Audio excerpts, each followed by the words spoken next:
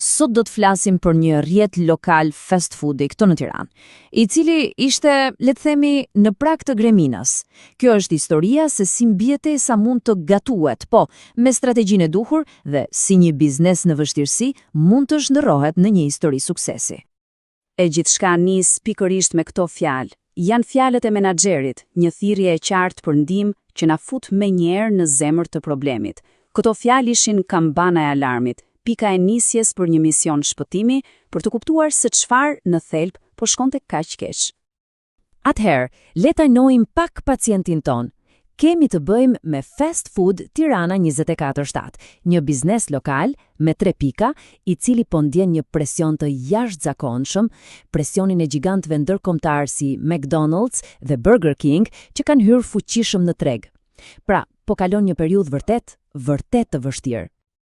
Okej, le t'i hedhim një sy shifrave, sepse numrat nuk gënjejnë kurrë. Në letër, 48.000 euro të ardhura mujore mund të tingëllojnë mirë apo jo, por prit, pasi heqim rreth 70% kosto operative, çfarë mbetet? Vetëm 6.000 euro fitim neto, dhe kjo për të treja pikat bashk. Ky model nuk është i qëndrueshëm. Dhe më e keqja, ky fitim i vogël po të kurret çdo muaj e më shumë.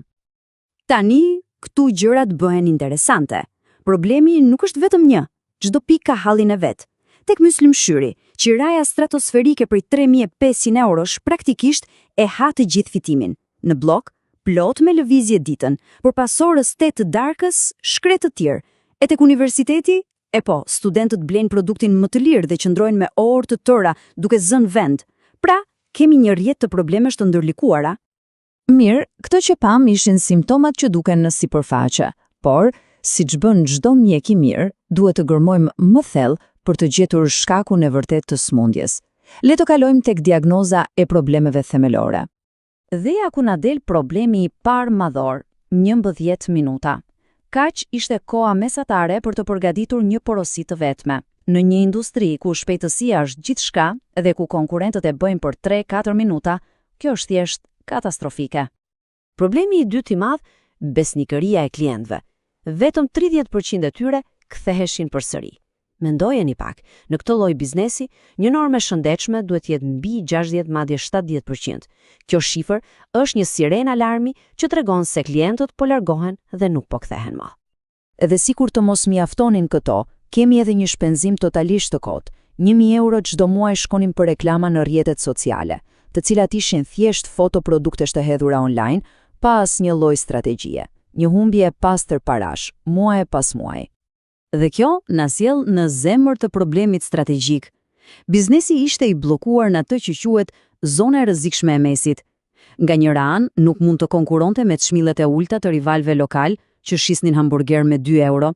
Nga ana tjetër, nuk ishte as emrin dhe as qelsinë e perceptuar për të justifikuar çmimet si ato të gjigantëve global. Praktikisht, ishte pa identitet. Po, me një diagnozë kaq të qartë ka ardhur koha për kurën, dhe këtu fillon pjesa më interesante. Strategjia e shpëtimit. Plani për të krijuar një identitet krejtësisht të ri, për të dalluar nga turma. Dhe e gjitha vërtetet rreth kësaj pyetjeje thelbësore. Një pyetje që çdo biznes duhet ja bëj vetes për të mbijetuar. Si dreqin mund të dallohesh në një treg kaq të mbushur me konkurrent? Dhe përgjigjja ishte geniale në thjeshtësinë e saj. Mos u përpiq më të jesh një kopje zbe të tjerëve. Përqafo atë që të bën unik. Kështu lindi identiteti i ri, Shije Shqiptare.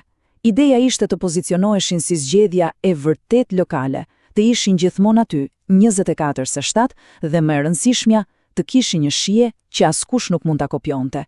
Imagjinoni një hamburger me djathtë të Dibrës, ky ishte ndryshimi. Hamburger global, Shije Shqiptare. Perfekte. Një tjetër problem ishte një koncept shumë i thjeshtë, por që po humbiste para çdo ditë. Upselling. Stafi ishte i patrajnuar dhe nuk e bënte kurrë pyetjen magjike.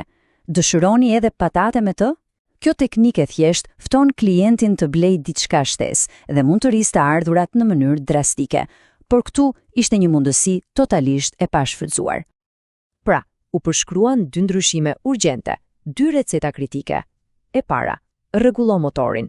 Kjo nënkuptonte implementimin e një sistemi si linjë montimi në kuzhinë, për ta ulur kohën e shërbimit nga 11 minuta në 7. Dhe e dyta, ndërto besnikëri. Kjo do të bëhej me një kartë të thjeshtë me vula, blinënd, merr një falas, një mënyrë e thjeshtë por shumë efektive për t'i bërë klientët të kthehen. Një strategji e mirë mbetet thjesht një ide pa një plan konkret për ta zbatuar. Kështu që ja ku kemi planin e rimëkëmbjes, një udhërrëfyes i detajuar 12 mujor për ta transformuar këtë biznes nga themeli. Plani u nda në 4 faza logjike përgjatë një viti. 3 muajt e parë fokusoheshin te rregullimi i brendshëm, trajnimi i stafit, rritja e shpejtësisë. Më pas, faza e dytë, rinisja e markës me identitetin e ri shije shqiptare. Pastaj, zgjerimi i menys dhe optimizimi i dërgesave. Dhe në fund, konsolidimi, analizë të zënave dhe planifikimi për rritje të mëtejshme. Çdo fazë ndërtohej mbi suksesin e asaj të mëparshmes. Dhe jap se ky plan kishte kuptim nga ana financiare. Shikoni pak këto shifra. Një investim total prej 15.000 eurosh pritej të gjeneronte një rritje vjetore të fitimit prej gati 52.000 eurosh. Kthimi i investimit ishte absolutisht jashtëzakonshëm dhe e bënte vendimin shumë të lehtë. E gjithë kjo histori, të gjitha këto hapa na sjellin te një përfundim i vetëm, te mësimi kryesor, dhe ky është çelësi vërtet i mbijetesës të kuptosh pse identiteti është avantazhi yt më i madh konkurrues. Pra, Chelsea nuk ishte të përpiqej se të ishte më i lirë se konkurrentët e vegjël apo më i madh se gjigantët. Absolutisht jo. Chelsea ishte të ishte ndryshe, duke krijuar një identitet autentik, unik, diçka që askush tjetër nuk mund ta kopjonte. Biznesi më në fund mund t'i shpëtonte asaj zone të rrezikshme në mes. Dhe kështu, kjo analiza na lë me një pyetje të fundit. Një pyetje që tingëllon pothuajse poetike, por është thellësisht strategjike. Në këtë luftë të madhe të shijes, a mundet vërtet zemra lokale të mposht fuqinë globale? Një pyetje që vlen për çdo biznes të vogël, kudo në botë.